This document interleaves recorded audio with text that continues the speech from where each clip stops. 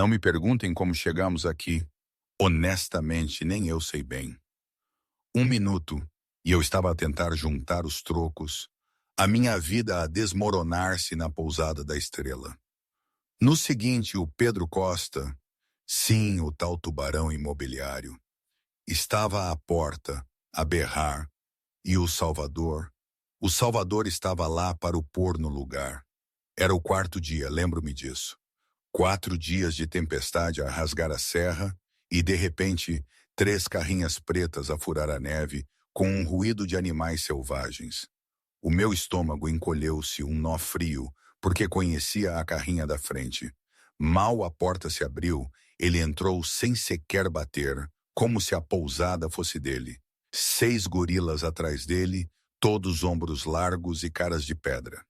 O Pedro Costa, impecável no seu casaco de lã, o cabelo prateado e aquele sorriso de plástico, a fazer de conta que vinha visitar uma velha amiga, não roubar-lhe a casa. Ana, querida, disse ele, a voz enjoativa. Ouvi dizer que a tempestade acabou. Vim ver se precisas de alguma ajuda. E claro, a lembrar que o prazo era de 9 dias e que queria fazer uma última oferta antes que as coisas ficassem complicadas. Eu ia responder, mas a cara dele congelou.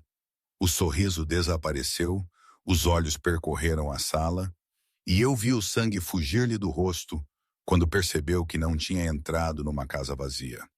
15 homens espalhados pelo salão principal. Uns sentados, outros de pé, todos virados para a porta no instante em que ele entrou. Não se mexiam, não falavam, mas o ar ficou gelado. Uns 10 graus de repente. E no canto escuro da sala, o Salvador levantou-se. Sem pressa, sem um movimento desnecessário. Só se levantou, caminhou para a luz e deixou a sua presença falar por ele. O Pedro Costa ficou pálido, não é forma de falar, ficou branco como cera. Murmurou o nome do Salvador, a voz rouca e tremida. O Salvador não respondeu de imediato. Caminhou até ao centro da sala, colocou-se entre nós como se fosse o seu lugar natural. Depois, fez um aceno de cabeça, quase polido.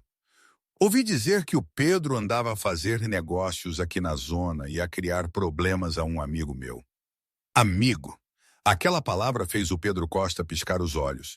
Olhou para mim, depois para o Salvador, depois para mim outra vez. Não devia perceber como é que uma mulher que ele via como presa fácil estava ligada a um dos nomes mais temidos, não sei de onde, mais temidos. Tentou forçar a voz. É só negócio. Ela deve-me dinheiro, é uma questão legal que não tem nada a ver contigo. É a dona da casa que me deu abrigo durante a tempestade, respondeu o Salvador, a voz agora como gelo. Na minha cultura, isso é importante. A hospitalidade significa alguma coisa na tua, ou só acreditas em forçar viúvas a sair das suas casas? O Pedro Costa engoliu em seco, a garganta a trabalhar como se estivesse a empurrar uma pedra. Repetiu que eu tinha 9 dias, que se não pagasse, os tribunais decidiriam que era a lei. O Salvador repetiu lei e sorriu, um sorriso mais frio que a tempestade que acabara de passar. Sou muito bom com a lei, e ainda melhor com o que existe para lá dela.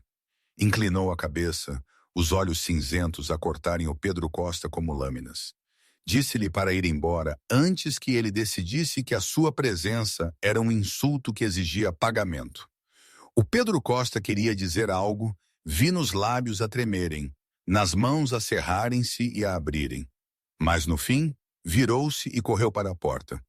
Os 6 gorilas que o tinham seguido, a arrastar-se atrás dele, com os rabos entre as pernas. À soleira da porta, o Pedro Costa parou e olhou para mim. Isto não acabou. Tentou soar ameaçador, mas a voz tremeu tanto que tive pena. Depois, desapareceu na luz fria lá fora. Só então percebi que tinha estado a prender a respiração o tempo todo. De onde veio o Salvador? Bem, os dias antes daquele foram uma confusão. Perdi a noção do tempo, os olhos embaçados de cansaço. Aquele dezembro, a Serra da Estrela tinha sido atingida por uma nevasca daquelas de cortar a respiração. Lembro-me de ter 78 euros no bolso e um aviso de despejo de 22 mil euros, com 12 dias de prazo. A pousada era a última vontade da minha mãe, sabes? Mas o João, o meu marido, tinha-a hipotecado às escondidas para pagar o tratamento dele. E depois morreu num incêndio florestal há 2 anos. Deixou-me viúva, mãe e com dívidas que eu nem sabia que existiam. O Pedro, o meu filho, agora com 8 anos, dormia no quarto de trás, debaixo de uma colcha com estrelas, o último presente do pai, de quem mal se lembrava. O meu telemóvel brilhou com a ameaça do Pedro Costa. O tempo está a acabar, Diana.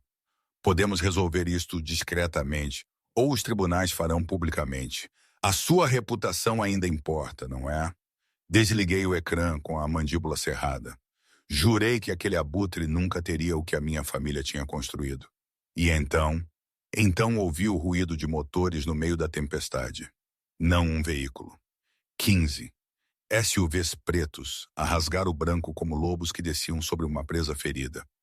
A porta da frente abriu-se e um homem alto, de ombros largos, com um casaco de cachemira que valia mais do que a minha dívida, emergiu. Cabelo escuro salpicado de neve, grisalho nas têmporas. Uma cicatriz tênue que lhe ia do olho esquerdo amassando o rosto. A voz dele era como um trovão. Precisamos de abrigo. 15 pessoas. As estradas estão cortadas. Eu com 78 euros no bolso. Um filho a dormir lá atrás. E 15 estranhos a pedir entrada. Eu não sabia que aquele homem era o Salvador Moreira, cujo nome fazia homens poderosos empalidecer. Não sabia que ele passara 10 anos a transformar a dor num império depois de não ter conseguido salvar a irmã, de 17 anos, de uns raptores. Eu só sabia que a tempestade estava a matar e eu tinha de escolher. Abri a porta. O vento frio entrou como uma mão invisível, tentando empurrar-me para trás. Mas mantive-me firme, os pés plantados no chão de madeira que 3 gerações da minha família tinham pisado. Ele entrou primeiro, sem pressa, sem hesitação, como se soubesse que eu abriria a porta antes que eu própria o soubesse. Os seus olhos cinzentos varreram a sala num piscar de olhos, catalogando tudo. O balcão do bar, a escadaria, o corredor que dava para trás, as janelas, a saída de emergência. Reconheci aquele olhar. Tinha-o visto nos olhos de soldados que voltavam da guerra. Homens que nunca se sentavam de costas para uma porta. Ele acenou-me de um movimento curto, preciso, não um obrigado, mas um reconhecimento, como se eu tivesse acabado de passar num teste que nunca soubera que estava a fazer. Depois, fez-se de lado e o resto começou a entrar. Não se amontoaram, não empurraram, não disseram uma palavra. Um a um, espaçados uniformemente, como peças de xadrez a deslizar por um tabuleiro, seguindo uma ordem estabelecida muito antes. Contei mentalmente. 1, 2, 3, 4. Cada homem que cruzou a soleira limpou a neve dos ombros antes de entrar. Deu-me o mesmo aceno angular. Moveu-se para um lugar que ninguém apontou, mas que todos sabiam. 5, 6, 7. Usavam preto. Não o barato, mas o tipo que absorvia a luz. O preto de fatos bem cortados e sapatos polidos à mão. 8, 9, 10. Alguns eram jovens, outros velhos. Alguns construídos como ursos, outros magros e afiados como facas. Mas todos partilhavam uma coisa: a quietude. Não o silêncio de pessoas sem nada para dizer, mas o silêncio de pessoas que aprenderam que as palavras são armas, e ninguém desperdiça munição. 11, 12, 13. Eu recuei para o bar, não por medo, mas por instinto, mantendo distância para poder observar. Reparei como se dividiam automaticamente em grupos mais pequenos. 2 a verificar as janelas, 1 a guardar as escadas, 3 a começar a trazer suprimentos dos veículos lá fora. Ninguém dava ordens, ninguém pedia permissão. Eles simplesmente moviam-se como uma máquina perfeitamente lubrificada. 14, 15. O último a entrar era um jovem, talvez ainda não com 30 anos, com um sorriso fácil e olhos que saltavam como um rato. Foi o único que falou ao cruzar a porta. Obrigado, mãe. Eu não respondi. Estava a observar o homem da cicatriz, que agora estava no meio da sala como um general a inspecionar um campo de batalha. Tirou o casaco de cachemira, dobrou-o cuidadosamente e colocou-o sobre as costas de uma cadeira. Por baixo, um fato preto, camisa branca, sem gravata. Arregaçou as mangas até os cotovelos, revelando antebraços sólidos e uma pequena tatuagem no pulso que eu não conseguia distinguir. Depois, virou-se para mim. E pela primeira vez, sentiu-o a olhar verdadeiramente para mim. Não para além de mim, não através de mim, mas para mim. Quanto? Perguntou ele. Pisquei os olhos.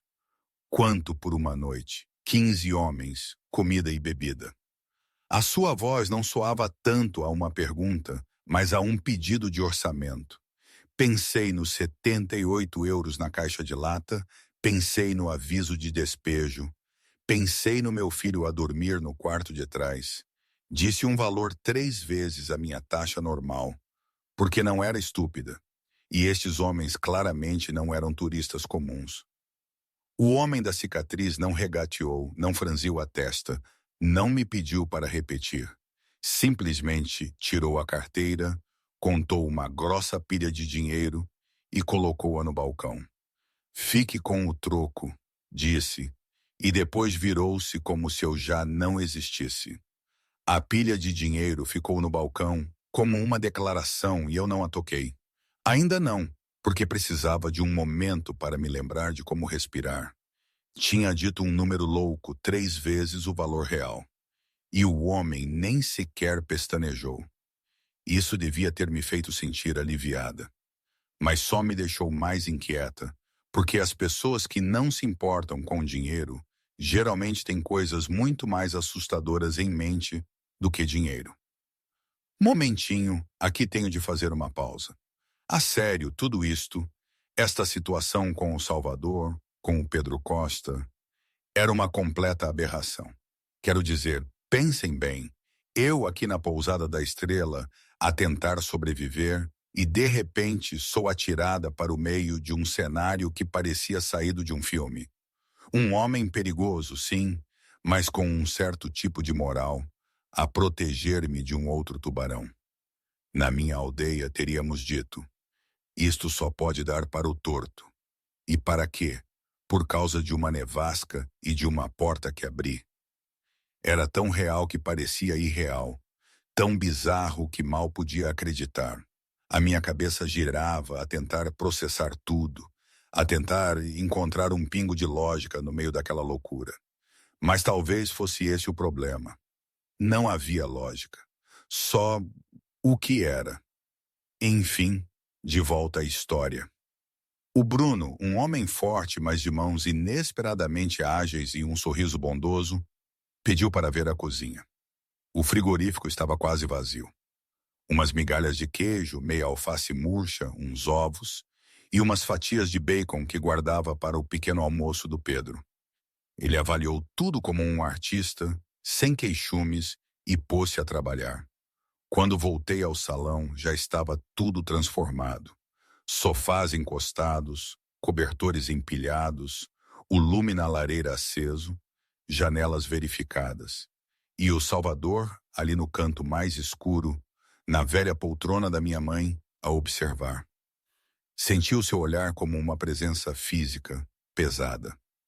Distraí-me a guardar o dinheiro no bar e cometi um erro.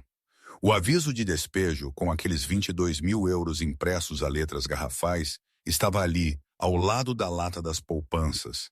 Dobrei-o depressa, enfiando-o no bolso do avental. Mas quando levantei os olhos, os do Salvador já estavam nos meus, a cortar a escuridão. Ele tinha visto. Tinha certeza. Algo mudara naqueles olhos cinzentos. Um brilho de compreensão ou talvez de cálculo. Prendi a respiração, à espera que ele dissesse algo. Mas ele só se virou, a atenção de volta para a sala e para os seus homens, como se o papel no meu bolso não existisse. O seu silêncio, de alguma forma, era mais assustador do que qualquer pergunta. Era de madrugada e eu não conseguia dormir. Sentada atrás do bar, ouvia a respiração constante dos 15 homens espalhados pelo salão. O Bruno tinha feito uma sopa com o que tínhamos e sabia melhor do que qualquer coisa que eu já tinha feito ali. Eles tinham comido em silêncio, limparam tudo e foram encontrar lugares para dormir.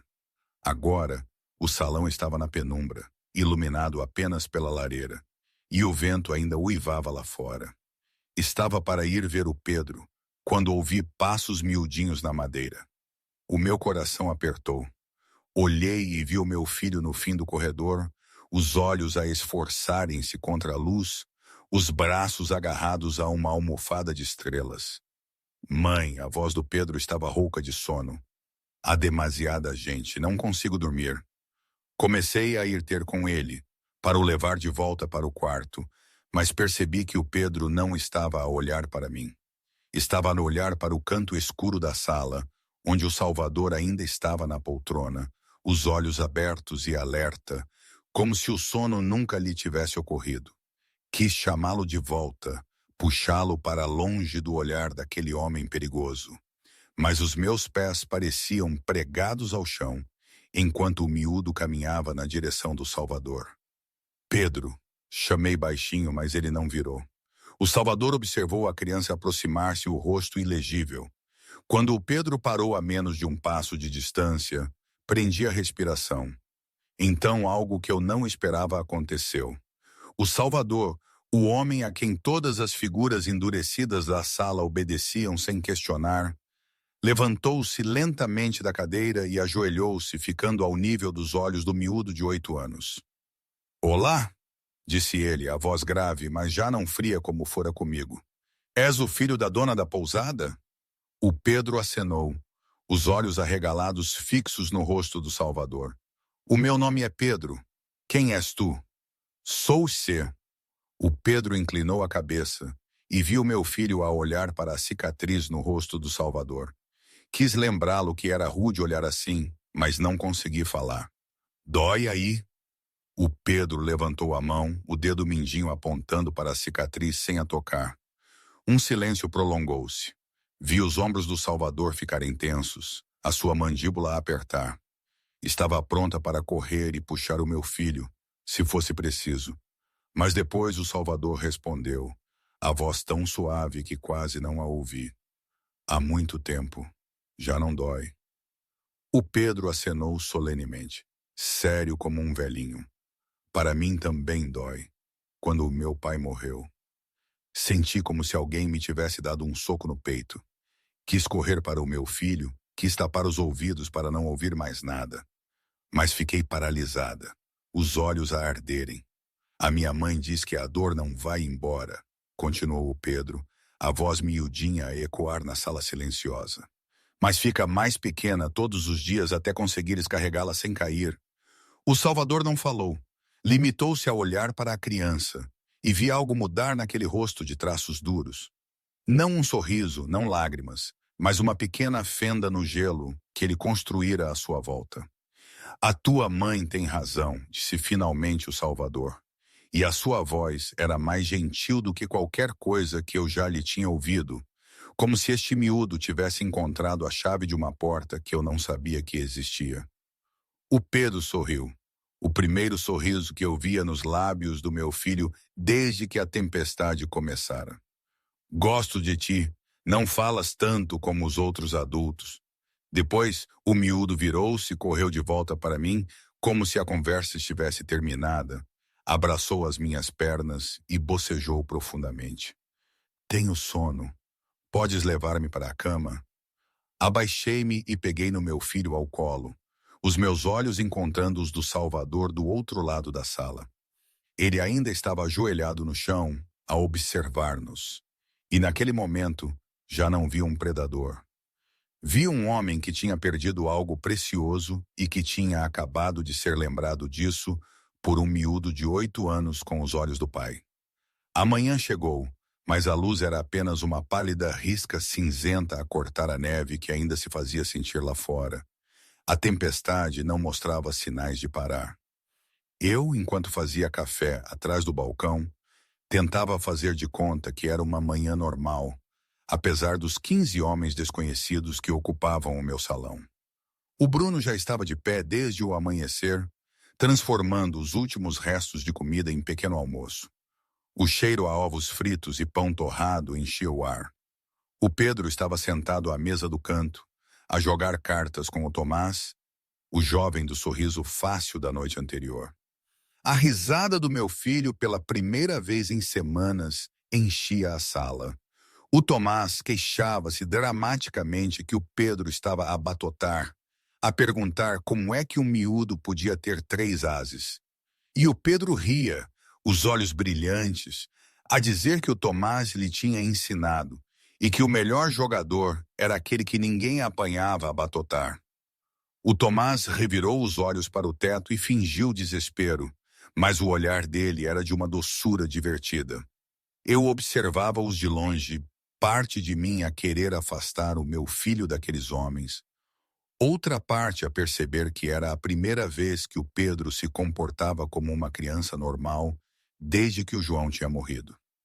Estava a servir café para um bule grande, quando a sensação de alguém atrás de mim me fez congelar. Virei-me e quase colidi com o Salvador. Ele tinha se movido sem um som, como um fantasma, e agora estava a menos de um braço de distância, os seus olhos cinzentos fixos em mim. Café, disse ele, não como uma pergunta. Eu servi uma chávena e entreguei-lhe, tentando que a mão não me tremesse. O Salvador pegou-a, bebeu, o olhar nunca me abandonando. Depois disse o nome, Pedro Costa. O bule de café tremeu na minha mão. Ele continuou declarando, 20.000 euros, 12 dias reduzidos para 11. Que o Costa tinha comprado a tua dívida ao Banco da Serra por 15.000, com 12% de juros enterrados numa cláusula sobre a qual nunca te disseram nada. Eu pousou o bule com medo de o deixar cair, o sangue gelado nas veias. Investigaste-me? Perguntei, não como uma pergunta. O Salvador deu um pequeno encolher de ombros indiferente. Investigo toda a gente, especialmente pessoas que me deixam entrar nas suas casas à meia-noite. Não é da tua conta, disse eu, a voz firme, mas a tremer. Ele concordou que não era da sua conta. Deu outro gole no café, deixou os olhos percorrerem a sala antes de se fixarem no Pedro, que ria com o Tomás, e disse, Pedro Costa é da minha conta. Eu pisquei os olhos. Conheces o homem? O Salvador disse que sim, o tom gelado, e que não gostava do que sabia. Antes que eu pudesse perguntar mais alguma coisa, ele virou-se e regressou ao seu familiar canto escuro, com o café na mão. Eu fiquei sozinha atrás do bar, o coração a martelar.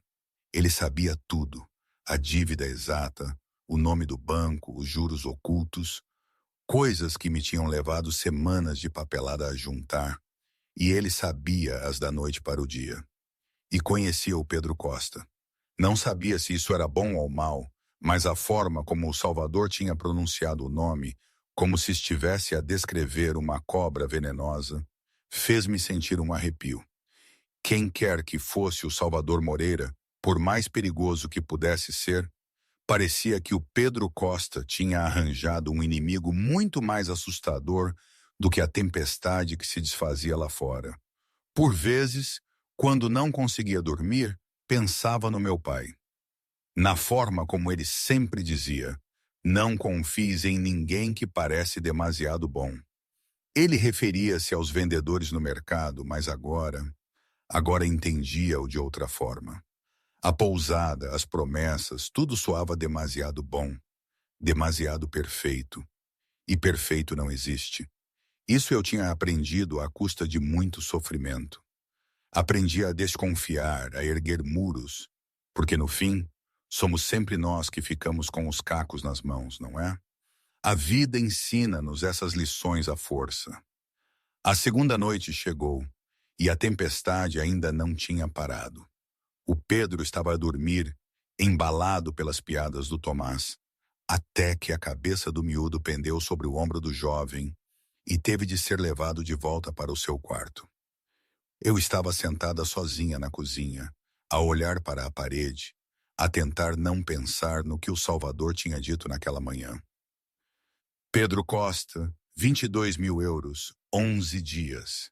Os números giravam na minha mente como um refrão assustador. Uns passos fizeram-me levantar o olhar. O Salvador estava na porta da cozinha, a segurar uma garrafa de uísque e 2 copos. Não perguntou, nem pediu permissão. Simplesmente entrou, pousou a garrafa na mesa, encheu os 2 copos e empurrou um para mim. Olhei para o copo, depois para ele, depois para o copo outra vez. Disse que não bebia com estranhos. O Salvador sentou-se à minha frente, levantou o copo e deu um gole, dizendo que já não éramos estranhos.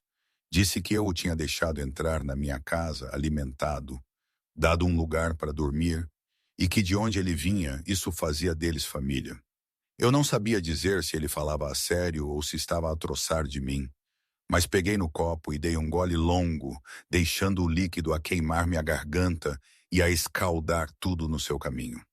Ficamos em silêncio por um bom tempo, apenas com o uivo do vento lá fora e o tênue crepitar da madeira na lareira no corredor.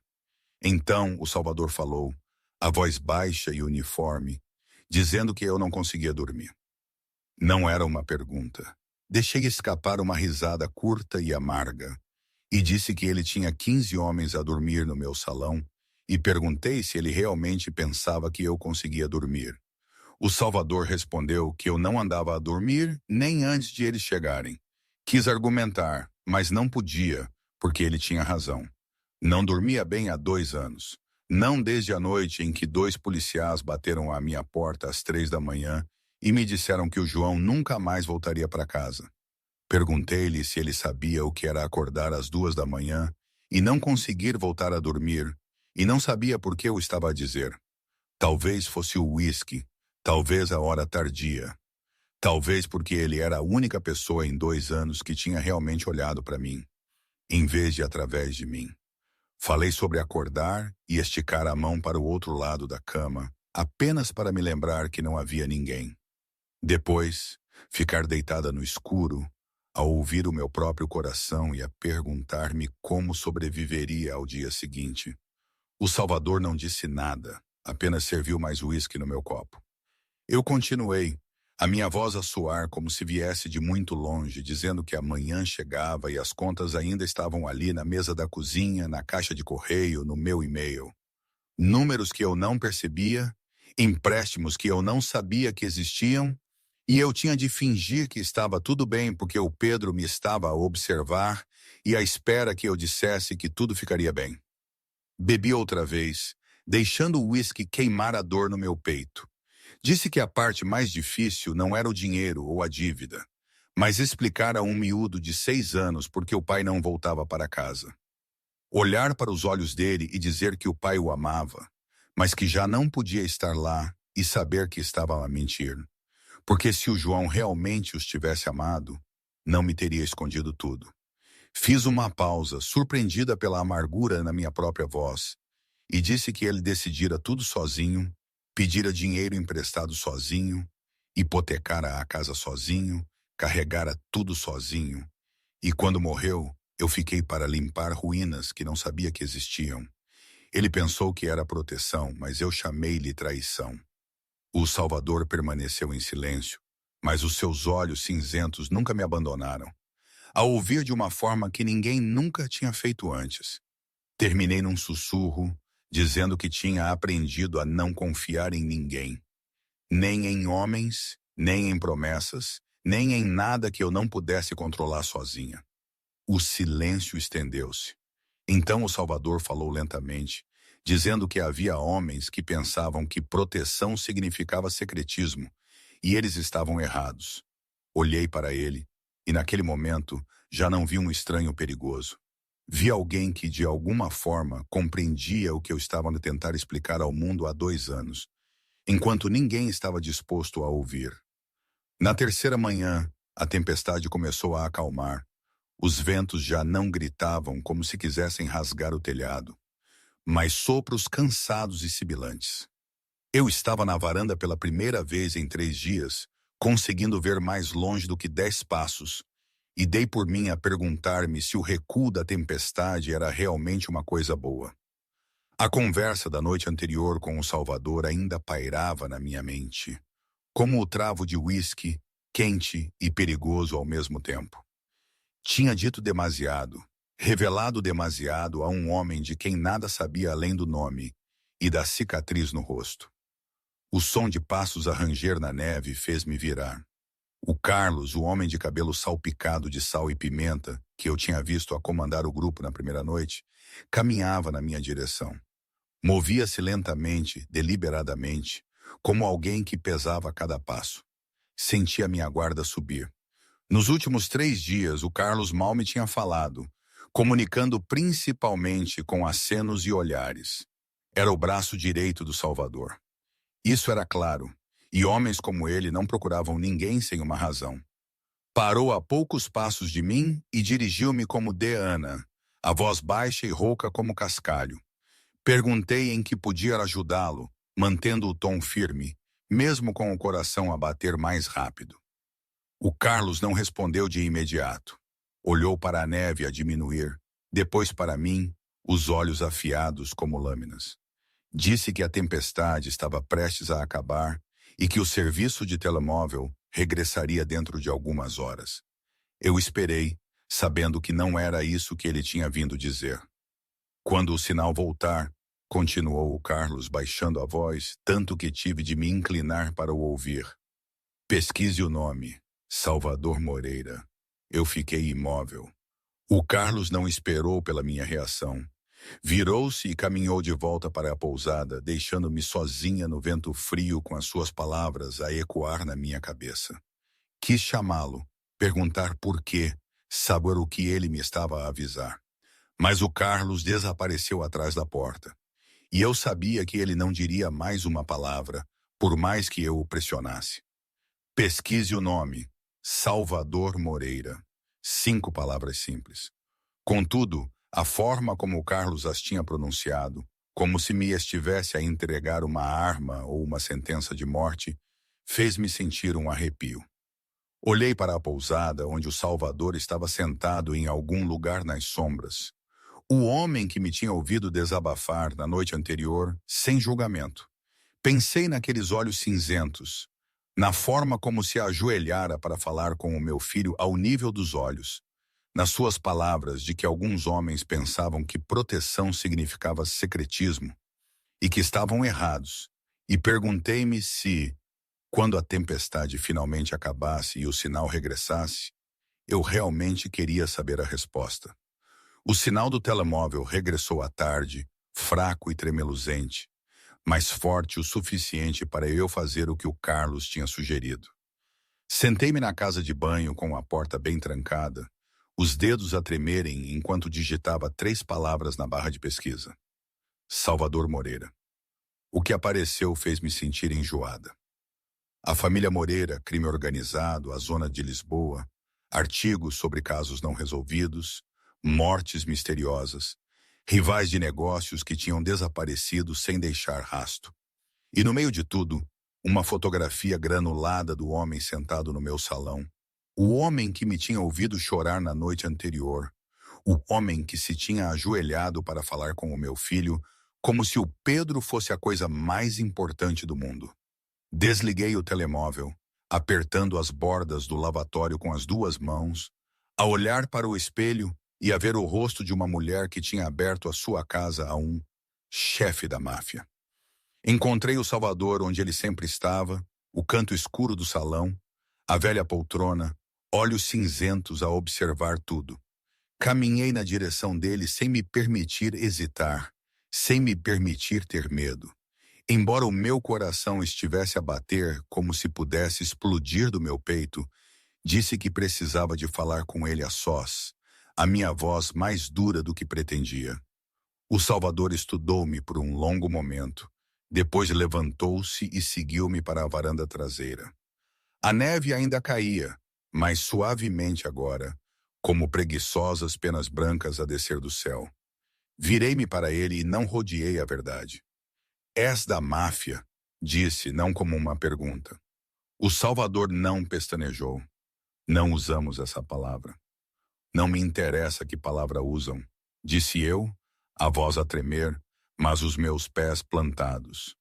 Tu matas pessoas, geres um império criminoso e estás na minha casa, onde o meu filho está a dormir. O silêncio estendeu-se entre nós. O vento atirava a neve contra o meu rosto, fria como pequenas lâminas. Então o Salvador falou, a voz monótona como um lago gelado. Não nego o que sou. Fiz coisas que não irias querer saber. Coisas que me impossibilitam olhar para o espelho sem ver um monstro a olhar de volta. Prendi a respiração e esperei. O Salvador continuou, os seus olhos cinzentos fixos nos meus, dizendo que tinha regras, que não fazia mal a mulheres, não fazia mal a crianças, independentemente das circunstâncias ou da razão, que era uma linha que ele nunca atravessava. Deu um passo em frente, e eu tive de lutar contra o instinto de recuar. Disse que cumpria a sua palavra, que quando dizia que faria algo, fazia, e quando dizia que não faria, não fazia, que era assim que sobrevivia no seu mundo, fazendo com que as suas palavras significassem algo.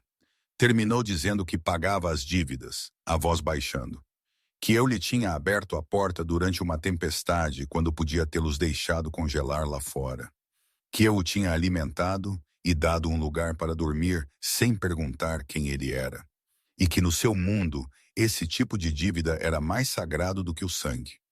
Engoli em seco, a garganta seca e amarga, e perguntei por que deveria confiar nele.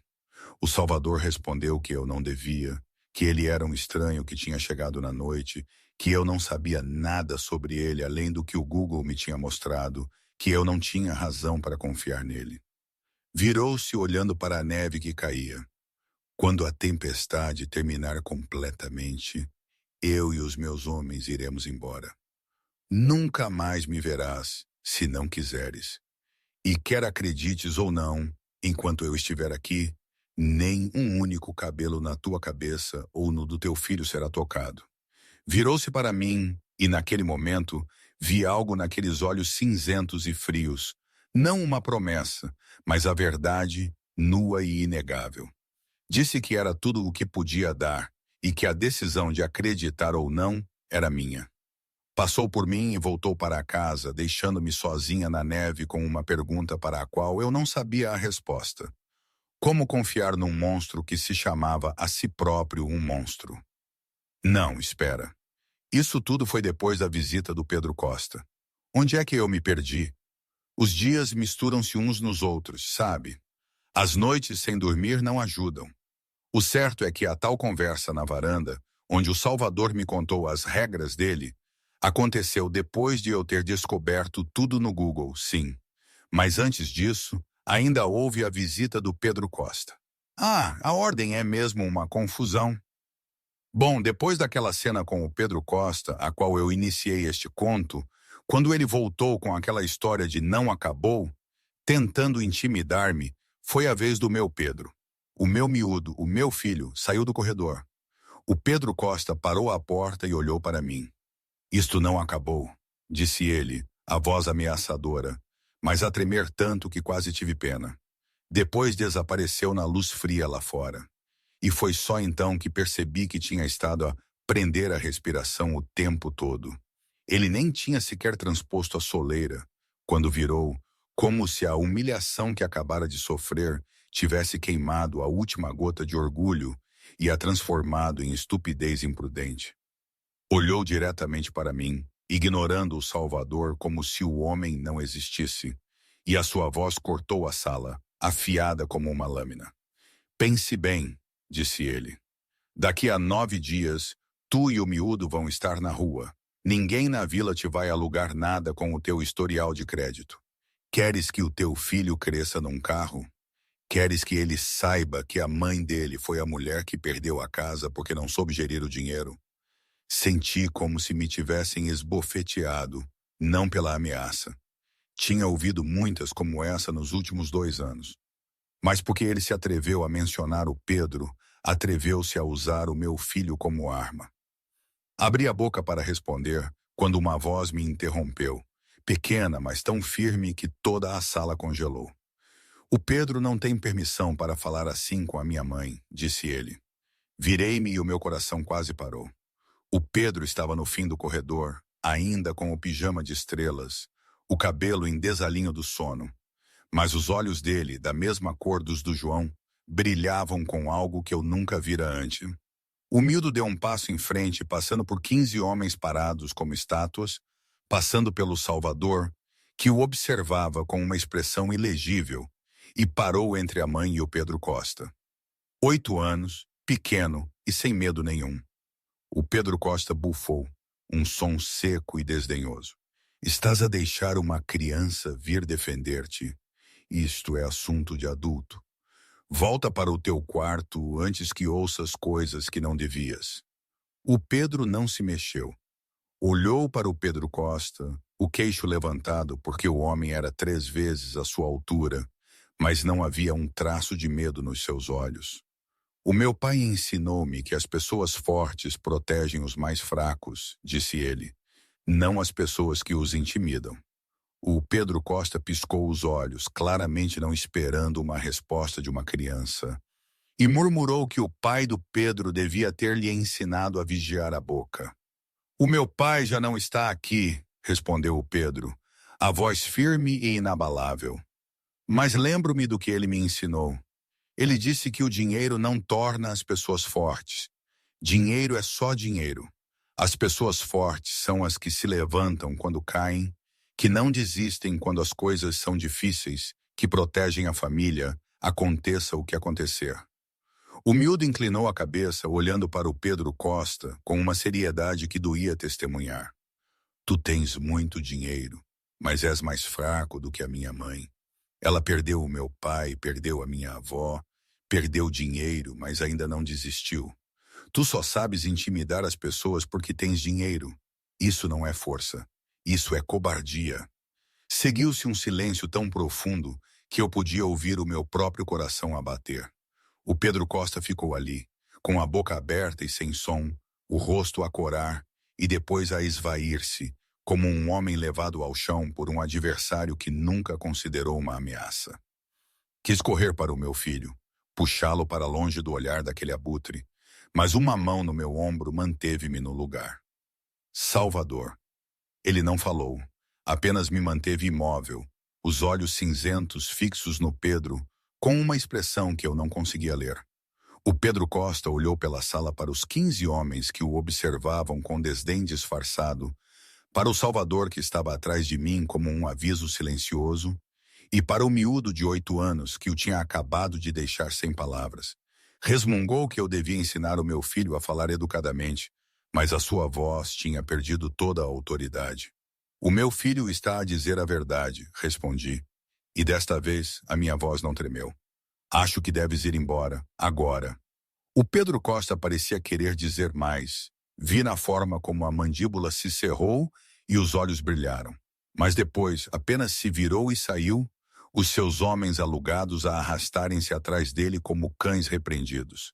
Quando a porta finalmente se fechou, caí de joelhos e abracei o Pedro, sentindo-o tremer violentamente.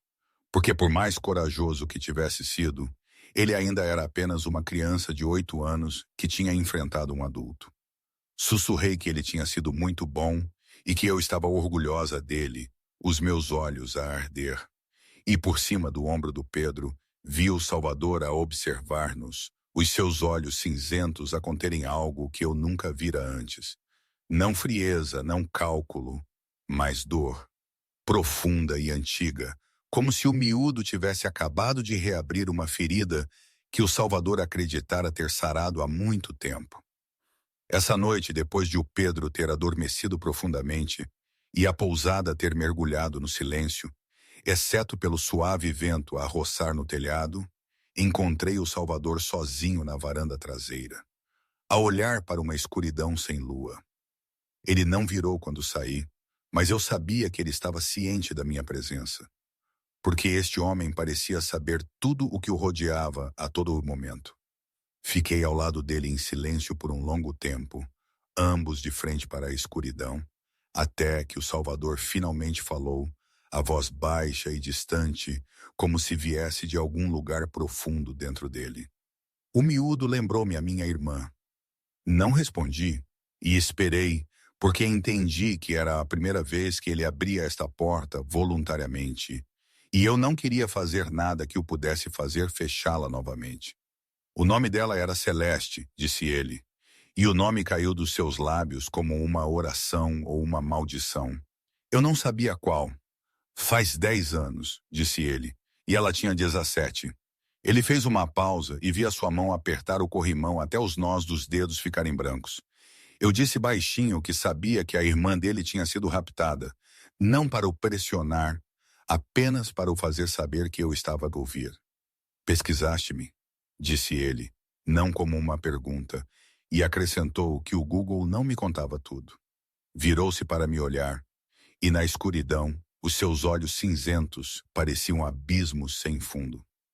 Prenderam a Celeste por 7 dias, disse ele. 7 dias em que ele não tinha dormido nem comido, quando ele tinha revirado todas as pedras da cidade para a encontrar. O meu pai era poderoso, mas os raptores não queriam dinheiro. Queriam influência. Queriam que o meu pai desistisse de um negócio. Queriam provar que mesmo os homens mais fortes tinham fraquezas. A sua voz não mudou, ainda monótona como água gelada, mas a sua mão estava a tremer, e foi a primeira vez que vi algum sinal de perda de controlo nele. Disse que no 7º dia um dos seus homens encontrou uma pista, um armazém abandonado na periferia da cidade onde ninguém pensava procurar, e que ele tinha ido lá com tudo o que tinha e com todos os que tinha. Respirou fundo lentamente, como se estivesse a preparar-se para um golpe, e disse que a tinha encontrado no canto do armazém, no chão de cimento frio. O silêncio prolongou-se, e senti as lágrimas a subirem sem saber quando tinham começado.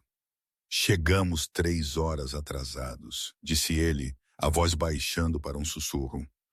3 horas. E se eu a tivesse encontrado 3 horas antes, se tivesse sido mais rápido ou mais esperto, ela ainda estaria viva. 3 horas foi a distância entre salvar a minha irmã e segurar o corpo dela nos meus braços. Levei a mão à boca, incapaz de falar, pensando no Pedro, e como a mera ideia de o perder era suficiente para me fazer desabar. O Salvador continuou, e a sua voz mudou, tornando-se escura e fria como o fundo do inferno. Encontrei os homens responsáveis, todos eles, e garanti que as suas mortes duraram muito mais do que o que fizeram a Celeste. Virou-se para mim e havia um fogo selvagem nos seus olhos que eu nunca vira antes. Não me arrependo do que lhes fiz, nem por um segundo. E se pudesse voltar atrás, falo-ia de novo, e falo-ia mais devagar. Eu sabia que devia ter tido medo. Eu sabia, mas em vez disso senti apenas dor. Dor pelo homem que estava ao meu lado, o homem que tinha perdido um pedaço da sua alma naquele armazém 10 anos antes. O Salvador disse que depois daquela noite, jurara sobre o corpo da irmã, que nunca mais deixaria que aquilo acontecesse a outra mulher ou criança, se pudesse impedi-lo. Não é bondade, Deanna, é uma dívida. Uma dívida que devo a Celeste por ter chegado 3 horas atrasado. Ele olhou para a escuridão e eu vi que ele já não estava ali. Ele estava de volta àquele armazém, 10 anos antes, a segurar a irmã. Quando vi o teu miúdo a enfrentar o Pedro Costa, vi a Celeste, disse ele. Tão corajosa, tão inocente, tão convencida de que fazer a coisa certa seria suficiente para a proteger. Virou-se para mim e, pela primeira vez, vi uma verdadeira fenda na parede de gelo que ele construíra à sua volta.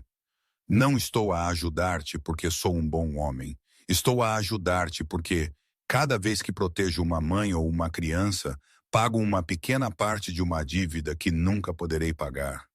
E talvez, só talvez, quando eu morrer, A Celeste me perdoe por ter chegado 3 horas atrasado. Não falei. Fiquei ali parada na escuridão ao lado de um homem que tinha matado dezenas de pessoas e ainda era assombrado por uma rapariga de 17 anos que ele não conseguiu salvar. E de alguma forma, isso fez-me confiar nele mais do que qualquer promessa alguma vez poderia. Na manhã seguinte, acordei com vozes baixas vindas do salão.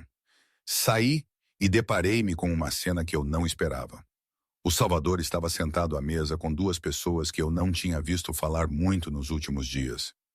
Uma mulher na casa dos 40, de cabelo escuro preso e óculos de aro dourado, folheava uma pilha de documentos grossos. E ao seu lado, um homem magro de óculos, os dedos a tamborilar constantemente no teclado de um portátil. O Salvador levantou o olhar quando me viu e apontou para a cadeira vazia à sua frente. Senta-te, disse. A Catarina e o Félix têm algo para discutir contigo.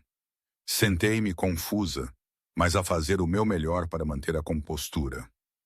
A mulher chamada Catarina levantou a cabeça, olhos afiados a varrerem-me uma vez antes de regressarem aos papéis.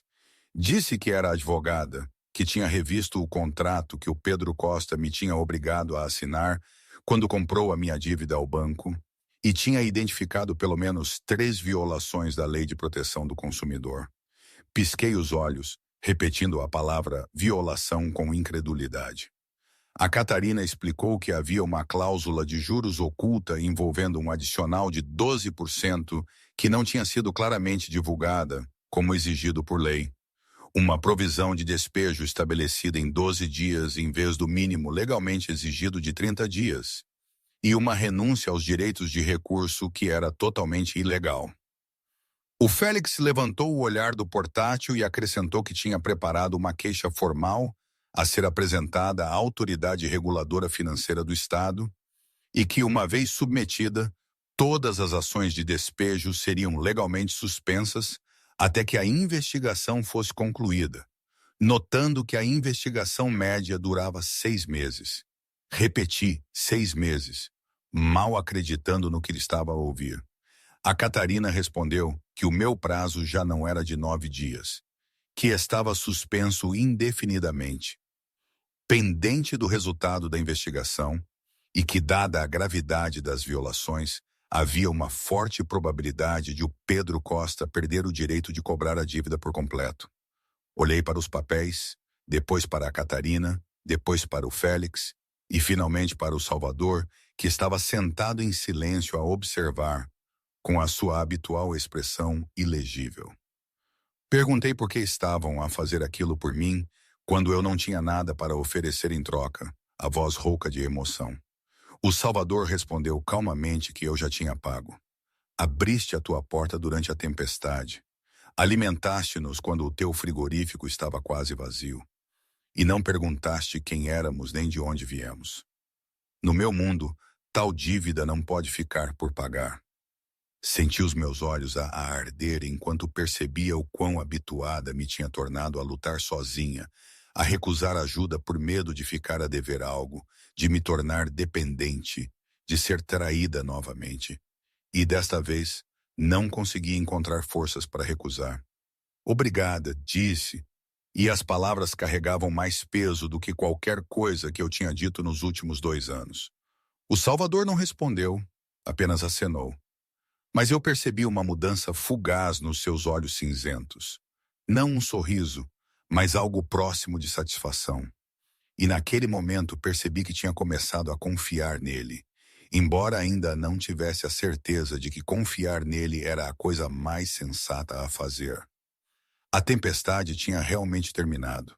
Já não caía neve, já não uivava o vento, apenas um céu noturno límpido, cheio de milhões de estrelas a cintilar como se a própria natureza estivesse a pedir desculpa por nos ter mantido ali durante 4 dias. Eu estava à janela, a observar 15 SUVs pretos a serem ligados, os motores a roncar na noite fria, e sentia algo a apertar no peito que não queria nomear. O Pedro estava a dormir. Tinha abraçado o Tomás com força ao despedir-se, o cabelo desarrumado pelo Salvador, que lhe tinha dito que era um miúdo corajoso. E a criança tinha chorado depois de voltar para o quarto, embora tivesse tentado esconder de mim. Agora, a pousada parecia estranhamente vazia, embora antes só tivéssemos sido nós os dois, como se os últimos 4 dias tivessem mudado a própria definição de solidão dentro daquelas paredes. Passos atrás de mim fizeram-me virar. O Salvador estava ali, de novo no seu casaco de cachemira preto, o cabelo bem penteado, de novo com a expressão fria e distante que tinha na primeira noite, quando bateu à minha porta. Mas eu agora sabia o que se escondia por trás daquela parede, tinha visto a dor e a ternura que ele enterrava, e esse conhecimento tornava tudo 100 vezes mais difícil. Temos de ir, disse ele, a voz monótona, como se nada tivesse acontecido nos últimos 4 dias, explicando que os negócios em Lisboa não podiam ser mais adiados. Acenei, a garganta apertada. Eu compreendo. O silêncio estendeu-se entre nós, pesado com tudo o que ficara por dizer. O Salvador deu uma última olhadela ao salão, como se quisesse gravar cada detalhe da memória. Depois, o seu olhar voltou para mim. Disse que a Catarina continuaria a tratar do caso remotamente, que o Félix tinha deixado as informações de contacto caso eu precisasse de alguma coisa, e que o Carlos garantiria que o Pedro Costa nunca mais se atreveria a aparecer por ali. Pensaste em tudo, disse eu, incerta se o meu tom soava a gratidão ou a amargura. O Salvador respondeu que era o seu trabalho.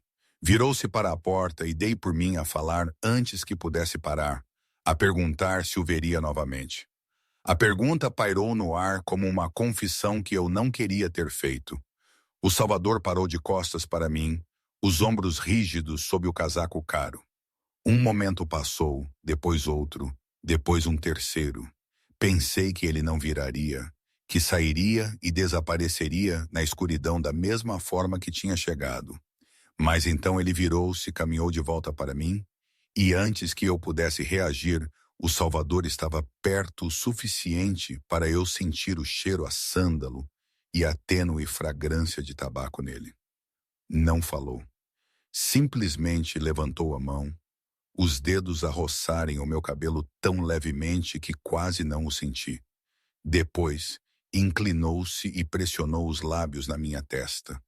Um beijo leve como a asa de uma borboleta, quente e doloroso ao mesmo tempo. Fica em segurança, sussurrou ele, o seu hálito quente contra a minha pele. Depois soltou-me, virou-se e saiu sem olhar para trás. Fiquei sozinha no salão vazio, a ouvir as portas dos carros a fecharem-se, os motores a roncarem, os pneus a rangerem na neve enquanto a caravana começava a partir. Não chorei, não me permiti chorar. Mas quando os últimos faróis desapareceram na curva, percebi que ele não tinha respondido à minha pergunta. E aquele silêncio era mais claro do que quaisquer palavras alguma vez poderiam ter sido. 3 semanas passaram como um sonho meio desperto. A pousada ainda estava de pé. O prazo continuava suspenso, graças à queixa da Catarina. E eu ainda acordava todas as manhãs, com um vazio que não queria admitir que tinha algo a ver com o homem que tinha desaparecido na escuridão 3 semanas antes. O Pedro perguntou pelo tio S algumas vezes durante a primeira semana, depois parou quando percebeu que a mãe não tinha respostas. A vida regressou ao normal, ou pelo menos a algo que se parecia com o normal, até aquela noite. Acordei sobressaltada às 2 da manhã, não por um som, mas por um cheiro. Fumo, denso e pungente, infiltrava-se pela janela, tirando-me de um sono inquieto. Saltei da cama, o coração a bater como um tambor de guerra, o instinto de uma mulher que perdera o marido para o fogo, atirando-me ao pânico antes que o pensamento pudesse alcançá-la. Pela janela do quarto, vi. O anexo de madeira atrás da pousada estava a arder. Chamas lambiam o céu noturno como línguas vermelhas. Corri para o quarto do Pedro, sacudi-o até ele acordar, Puxei-o da cama enquanto ele ainda estava atordoado e assustado. "O que se passa?" perguntou ele. Disse-lhe para sair dali agora. Empurrei o Pedro pela porta da frente, certifiquei-me de que estava seguro e longe do fogo. Depois corri para trás com o extintor. O anexo já tinha mais de metade queimada, irrecuperável. Mas eu tinha de impedir que o fogo se espalhasse para a pousada. Pulverizei espuma, chamei os bombeiros, fiz tudo por instinto e medo, até que o som de vidro a partir-se na frente da casa me paralisou. "Pedro!" Corri de volta para a frente e vi o meu filho parado, imóvel na varanda, a olhar para algo no chão. Um saco de estopa jazia no meio de vidros estilhaçados da janela da sala, e da sua abertura, algo laranja e peludo sobressaía. O meu coração apertou quando entendi. Bigodes. O pequeno gato laranja que o Pedro tinha resgatado, um bicho abandonado atrás da pousada 2 anos antes. O gato que se enroscava na cama dele todas as noites. O gato que fora o único amigo do Pedro durante os dias mais sombrios depois da morte do João. Puxei o Pedro para trás, cobri os olhos dele, mas era tarde demais. Ele já tinha visto. "Bigodes", sussurrou, a voz pequena e tremida, perguntando por que o Bigodes estava ali e por que o Bigodes não se mexia. Abracei o meu filho com força. Virei-lhe o rosto para o meu peito para que ele não visse mais. Olhei para o saco e vi um pedaço de papel branco preso lá dentro. A caligrafia grosseira, mas afiada como uma lâmina. "O prazo pode ser adiado. Acidentes não. Da próxima vez, não será o gato." Senti o sangue nas veias gelar. Pedro Costa, eu sabia que era ele, tão certo quanto sabia que o sol nascia a leste, mesmo sem provas, mesmo que ele negasse. O Pedro começou a chorar. O som de um miúdo de 8 anos que já tinha perdido demasiado e estava a perder de novo. E eu segurei-o enquanto o fogo ainda ardia lá atrás de nós. Enquanto a ameaça jazia ao lado do corpo do gato. Enquanto eu percebia que não podia proteger o meu filho sozinha. Meti a mão no bolso, tirei o telemóvel e olhei para a lista de contactos. O número do Carlos ainda estava lá. O número que ele tinha deixado antes de partir. O número que eu tinha jurado nunca ligar. Mas enquanto o Pedro chorava nos meus braços, enquanto o fumo ainda me ardia nos olhos, enquanto a ameaça ecoava na minha mente, compreendi que não tinha escolha. Carreguei em ligar. O que fariam vocês nesta situação? Ignorariam o medo e ligariam, ou tentariam resolver tudo sozinhas, como eu tantas vezes tinha feito? 6 horas. Foi todo o tempo que o Salvador Moreira demorou a aparecer às portas da pousada da Estrela. Como se estivesse à espera daquele telefonema, como se a distância entre Lisboa e ali não existisse no momento em que eu precisei dele. Eu estava à janela, a observar 2 SUVs pretos a entrar no pátio, os pneus a ranger na cinza deixada pelo fogo da noite anterior. E senti algo a quebrar-se no meu peito, não medo, mas um alívio que eu não queria nomear. O Salvador saiu primeiro do veículo principal. E mesmo a aquela distância, eu podia ver a mudança nele. Este não era o homem que me beijara a testa e desaparecera na escuridão 3 semanas antes. Isto era outra coisa, algo mais perigoso, mais frio, como um predador que acabara de sentir o cheiro a sangue. 5 homens seguiram-no, e eu compreendi imediatamente que este não era o mesmo grupo de antes. Não eram 15 corpos destinados a ocupar espaço. Eram 5 homens escolhidos com cuidado. Homens cujos olhos carregavam a morte mesmo antes de falarem. O Carlos estava entre eles. E quando o olhar dele varreu os restos queimados do anexo, vi a sua mandíbula apertar. O Salvador entrou na pousada sem bater, sem esperar para ser convidado, como se fosse o dono do lugar, e sempre o tivesse sido. Ficou no centro do salão, os olhos cinzentos a absorverem tudo. A janela estilhaçada coberta com uma lona, a marca de queimadura na parede onde as faíscas tinham chegado. E no canto, o Pedro encolhido no sofá, os olhos vermelhos e inchados, a apertar a almofada do bigodes, onde o gato costumava dormir. O olhar do Salvador demorou-se no miúdo por um batimento cardíaco, e vi algo perigoso a brilhar naqueles olhos cinzentos antes de ele se virar para mim. "Conta-me tudo", disse ele. 2 palavras, sem cumprimento, sem preocupação, nada desperdiçado. Eu contei-lhe. Contei-lhe sobre o cheiro a fumo que me acordara às 2 da manhã, sobre o anexo a arder, sobre o som de vidro a partir-se, sobre o saco de estopa a conter o corpo do Bigodes, sobre a ameaça escrita no bilhete que ainda carregava no bolso como prova. Contei-lhe sobre o choro do Pedro, sobre como o miúdo se recusava a comer no dia seguinte, sobre como ele continuava a perguntar por que alguém faria mal ao Bigodes, quando o Bigodes nunca fizera mal a ninguém. O Salvador ficou a ouvir sem interromper, sem questionar, sem qualquer mudança na sua expressão. Mas eu vi a sua mão fechar-se lentamente num punho. Vi a sua mandíbula apertar como se estivesse a moer algo até ao pó entre os dentes. Quando terminei, o silêncio caiu sobre a sala como um cobertor pesado. O Salvador olhou para mim por um longo momento. Depois, o seu olhar desviou-se de volta para o Pedro, ainda pequeno e encolhido no sofá. "O bilhete", pediu ele. Entreguei-lhe. O Salvador leu-o em segundos, dobrou-o e enfiou-o no bolso interno do seu casaco. Quando voltou a levantar o olhar, os seus olhos cinzentos tinham se tornado algo que eu nunca vira antes. Não frios, mas glaciais. O tipo de gelo que queima a carne. "O Pedro Costa vai desejar estar morto", disse ele, a voz monótona como água parada, mas com uma tempestade presa por baixo.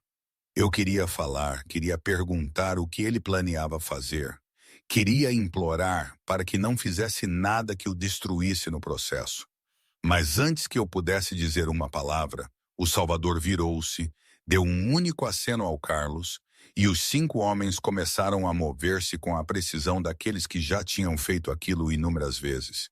Eu observei-os e compreendi que por mais que eu dissesse, por mais que eu implorasse, o Pedro Costa tinha assinado a sua própria sentença de morte no momento em que decidiu tocar no gato de uma criança de 8 anos.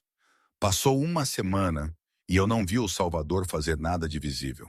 Ele ficou na pousada, sentado no seu canto habitual, a falar baixinho com o Carlos e os outros. Mas não houve violência nem ameaças, nada que se parecesse com o que eu imaginara quando ele disse que o Pedro Costa iria desejar estar morto. Comecei a perguntar-me se ele tinha mudado de ideias. Se aquela promessa não passara de raiva, a incendiar-se no momento e a arrefecer com o tempo. Então, uma manhã, enquanto eu servia café ao Pedro, o som da televisão na sala fez-me congelar. Últimas notícias desta manhã. Pedro Costa, CEO da Mercer Development Corporation, foi preso pelo FBI no seu escritório no centro de Lisboa. O senhor Costa enfrenta múltiplas acusações, incluindo suborno de funcionários do Estado, lavagem de dinheiro e envolvimento em pelo menos 3 casos de incêndio criminoso disfarçados de acidentes nos últimos anos. Segundo fontes do FBI, um pacote anônimo contendo extensas provas foi entregue no seu escritório na semana passada, incluindo registros financeiros, chamadas telefônicas gravadas e provas dos laços do Sr. Costa com uma quadrilha local especializada em cobrança de dívidas e intimidação violenta. Fiquei imóvel, o bule de café suspenso na minha mão, a observar a imagem do Pedro Costa algemado a ser levado para fora do seu brilhante edifício de escritórios, o rosto esvaziado de cor, os olhos selvagens e encurralados como um animal sem lugar para onde fugir. Repórteres aglomeravam-se à volta dele, câmaras a piscar, enquanto agentes de fatos escuros o escoltavam para um veículo. "Mãe", o Pedro levantou o olhar da sua tigela de cereais. "É o Sr. Costa, certo? Ele foi preso." Assenti, mal acreditando nos meus próprios olhos. "Sim, querido, ele foi preso." "Bom", disse o Pedro, a voz estranhamente calma. "Ele merecia." Eu não sabia o que dizer, então fiquei ali em silêncio enquanto a transmissão continuava, detalhando os crimes do Costa, as famílias que ele despojara das suas casas através de táticas sujas, os incêndios que a polícia local ignorara por causa das suas ligações com o xerife. Encontrei o Salvador na varanda traseira, com uma chávena fumegante de café na mão, a olhar para as montanhas cobertas de neve. Ele não virou quando saí, mas eu sabia que estava ciente da minha presença. Fizeste isto, disse eu. Não era uma pergunta. Apenas garanti que a verdade viesse à luz, respondeu o Salvador, bebendo o seu café com a mesma calma, como se estivesse a comentar o tempo. Pedro Costa cometeu crimes. O FBI precisava de provas. Eu forneci as provas. O resto foi a lei. Onde arranjaste tudo isso? Toda a gente tem segredos, Deana. O Costa não era exceção. Era ganancioso, descuidado e acreditava que o dinheiro podia comprar o silêncio. Enganou-se. Fiquei ao lado dele, a olhar na mesma direção, embora eu não visse realmente as montanhas.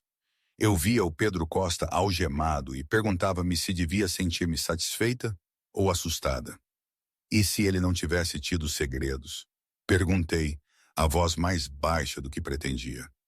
Se ele fosse limpo, apenas um empresário a tentar comprar a minha terra legalmente, o que terias feito então? O Salvador não respondeu. Simplesmente ficou ali a olhar para as montanhas, a beber o seu café, como se eu não tivesse perguntado nada. E o seu silêncio foi mais claro do que quaisquer palavras poderiam ter sido. Compreendi então que se o Pedro Costa não tivesse tido segredos a descobrir, o Salvador teria encontrado outra maneira, e essa outra maneira não teria envolvido o FBI ou a lei. Eu devia ter tido medo, devia ter me sentido revoltada, devia ter corrido o mais longe possível deste homem e de tudo o que ele representava. Mas quando olhei para aqueles olhos cinzentos, apenas vi alguém que me protegera a mim e ao meu filho quando ninguém mais o fez. E eu não sabia o que isso dizia sobre mim. Mas decidi não pensar nisso, pelo menos não hoje. O Pedro Costa foi detido sem fiança. E com as acusações que lhe pesavam, não veria a luz do sol por muitos anos, possivelmente décadas. O prazo desapareceu. A dívida foi anulada quando o tribunal declarou o contrato nulo e a pousada da Estrela voltou a pertencer oficialmente a mim, livre de qualquer sombra que pairasse sobre ela. Eu devia ter estado feliz, devia ter celebrado. Mas naquela noite, depois de o Pedro adormecer e a pousada mergulhar no silêncio, fui procurar o Salvador com uma decisão que me queimava por dentro há dias.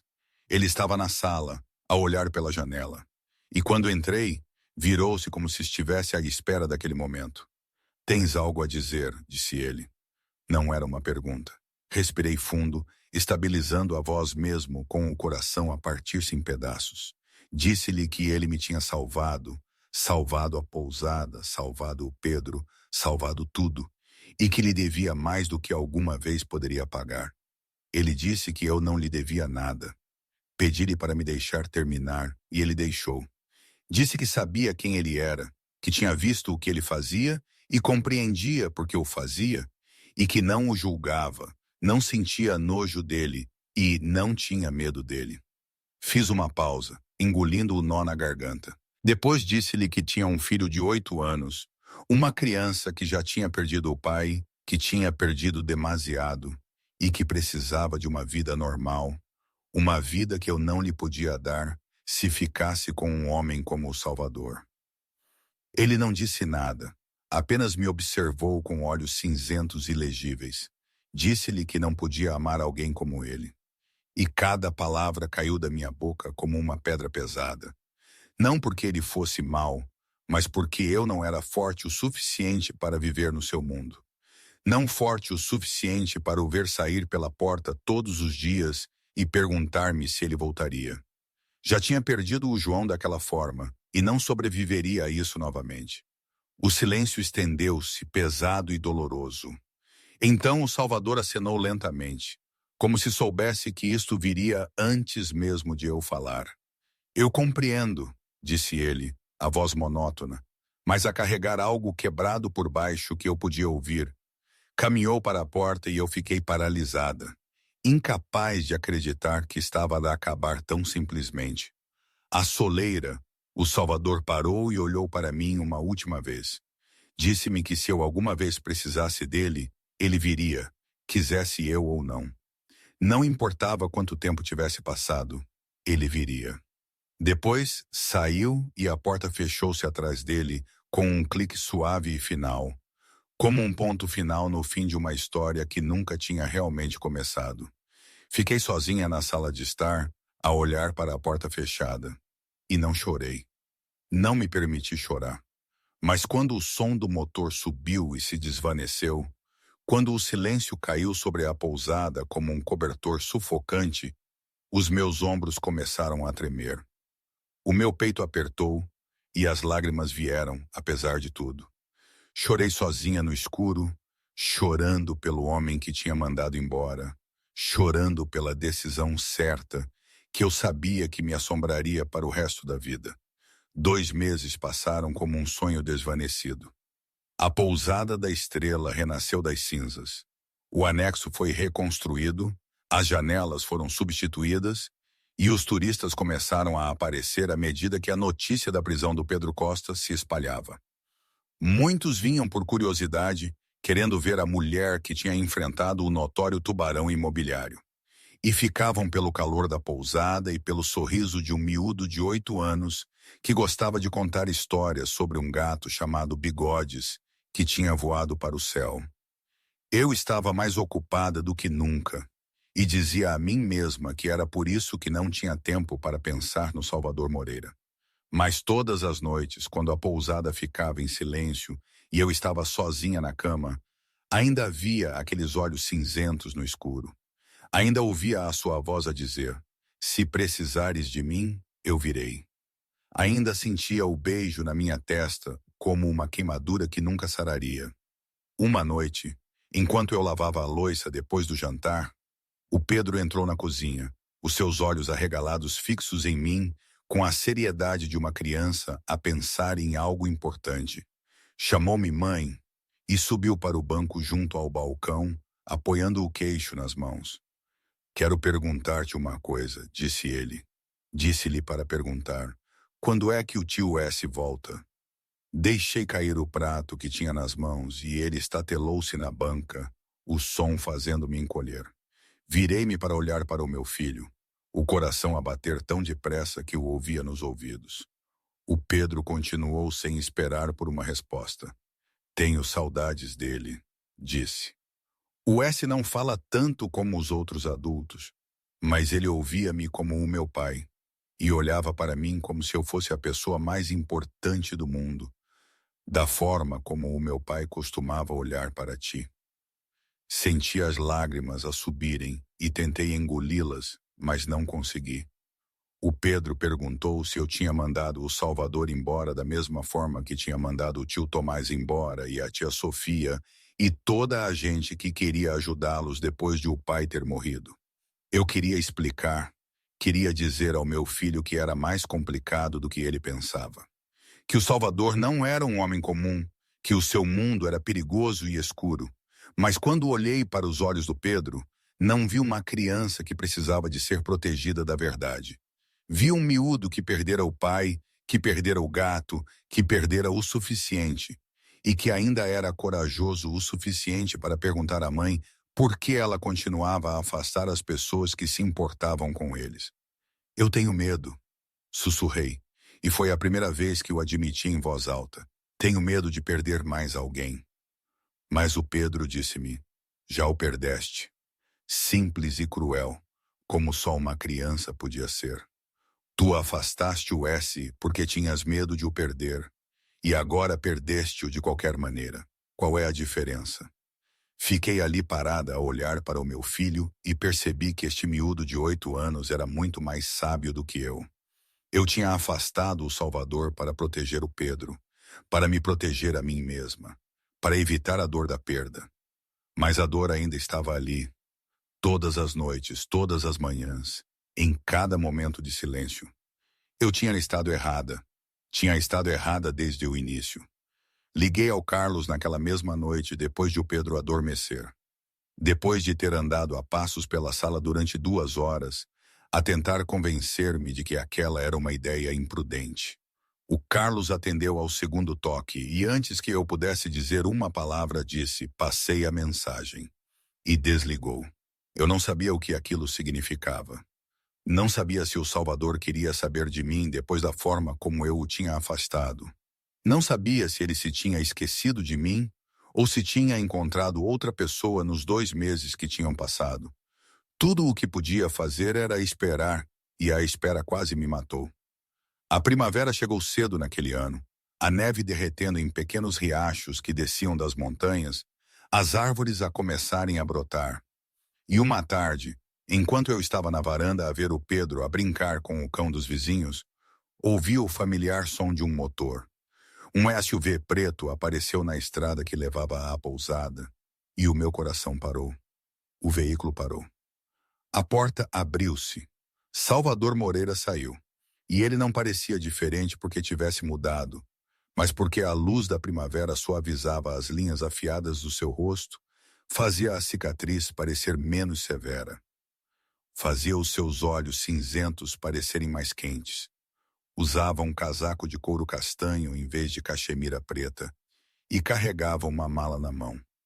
O Pedro reagiu primeiro, correndo na direção do Salvador como uma bala disparada. E eu observei-o ajoelhar-se e agarrar o miúdo nos braços, abraçando o Pedro com uma força que me fazia querer chorar e rir ao mesmo tempo. O Pedro gritou o nome dele, envolvendo os seus bracinhos no pescoço do Salvador. Eu sabia que ias voltar, e disse à minha mãe. O Salvador olhou para mim por cima do ombro do Pedro, uma pergunta nos seus olhos cinzentos. Desci da varanda, as pernas a tremerem, o coração a disparar, e parei à frente dele enquanto ele se levantava. O Pedro ainda agarrado à sua mão. "Chamaste", disse o Salvador, e eu vim. A voz dele era cautelosa, como se estivesse a andar em gelo fino. Olhei para a mala. "Vais ficar? Isso depende de ti." O silêncio estendeu-se entre nós, preenchido apenas pela brisa da primavera e pelo Pedro a tagarelar sobre o cão do vizinho que queria adotar. Então o Salvador falou, a voz baixa e séria. "Preciso que entendas uma coisa antes de decidires. Eu não posso mudar quem sou. Serei sempre Salvador Moreira, com tudo o que esse nome carrega. Haverá sempre perigo, sempre escuridão, sempre partes da minha vida que não deverias conhecer." Olhei para ele, para a cicatriz na sua bochecha, para os olhos cinzentos que tinham assombrado os meus sonhos durante 2 meses. E não vi um monstro. Vi o homem que se ajoelhara para falar com o meu filho às 3 da manhã, que me ouvira chorar sem julgamento, que destruíra o meu inimigo sem me pedir para implorar. Disse ao Pedro para ir para dentro e buscar o tio S, os meus olhos nunca deixando o Salvador. O miúdo, relutantemente, largou-o e correu para dentro, e eu aproximei-me, perto o suficiente para ver cada detalhe da cicatriz. Levantei a mão lentamente, dando-lhe tempo para me parar se quisesse, mas ele não o fez. Os meus dedos tocaram a cicatriz, traçaram a sua linha suavemente do olho amassando o rosto, e senti-o tremer sob o meu toque, uma pequena e incontrolável reação. "Não preciso que mudes", sussurrei. "Eu vi quem tu és, tudo de ti, e ainda assim chamei-te de volta. Não preciso de um homem perfeito, só preciso que estejas aqui." O Salvador pegou na minha mão e colocou-a sobre o peito, onde o seu coração batia forte debaixo do casaco de couro. "Eu estarei aqui", disse ele, e era uma promessa, um juramento, tudo o que eu precisava de ouvir enquanto eu permitisse. Da janela, o Pedro observava com um copo de água na mão e sorriu. O primeiro sorriso brilhante que eu via no rosto do meu filho desde o dia em que o João morreu. 1 ano depois, a pousada da Estrela já não existia, pelo menos não com esse nome. A velha placa de madeira fora substituída por uma nova, com uma estrela cercada por aço, e por baixo, o nome Refúgio de Aço, juntamente com um slogan que o Pedro inventara: um lugar onde todas as estradas levam a casa. A pousada tinha sido reparada e ampliada, não com o dinheiro do Salvador, porque eu tinha recusado firmemente, mas com as receitas do crescente fluxo de turistas e um empréstimo legítimo que a Catarina ajudara a arranjar com a taxa de juro mais baixa possível. Eu queria manter-me de pé, queria provar que conseguia fazer aquilo sozinha, e o Salvador respeitava isso de uma forma que o João nunca tinha feito. Ele não vivia na pousada, não oficialmente, porque o seu trabalho ainda era em Lisboa, ainda num mundo sobre o qual eu não perguntava, e ele não explicava. Mas todos os fins de semana, o som de um motor de SUV preto subia a estrada até ao refúgio de aço. E o Pedro saía a correr como uma bala disparada para cumprimentar o tio S. Não nos casamos. Eu não estava pronta para isso, e o Salvador não pressionou. Mas partilhávamos um acordo tácito de que ele fazia parte da minha vida. E eu era o lugar para onde ele voltava quando o mundo lá fora se tornava demasiado frio. O Pedro tinha 9 anos agora, mais alto, mais forte, já não humildinho encolhido debaixo de um cobertor de estrelas a chorar pelo pai. Tinha um novo companheiro, um husky de olhos azuis chamado Sombra, que o Salvador trouxera para ajudar a aliviar a dor da perda do Bigodes, e os dois eram inseparáveis. Os desenhos do Pedro cobriam as paredes da pousada, desenhos a lápis de cera cuidadosamente emoldurados, e entre eles havia um que eu olhava todos os dias. 3 figuras em frente a uma casa com uma estrela no telhado, uma mulher de cabelo castanho, um miúdo com um cão e um homem alto com uma cicatriz na bochecha. E por baixo, o Pedro tinha escrito em letras infantis irregulares: a minha família. Uma tarde de primavera, a luz dourada do sol a entrar pelas janelas enquanto o Pedro brincava com o Sombra no quintal. O Salvador sentou-se ao meu lado na sala, no mesmo lugar onde se sentara pela primeira vez, mais de um ano antes, na noite da nevasca, quando eu tinha 78 euros e um aviso de despejo. Olhou à volta da sala transformada, para os desenhos do Pedro, para a placa do refúgio de aço na parede, depois virou-se para mim e perguntou, com uma voz baixa e quente, se eu me arrependia de lhe ter aberto a porta naquela noite.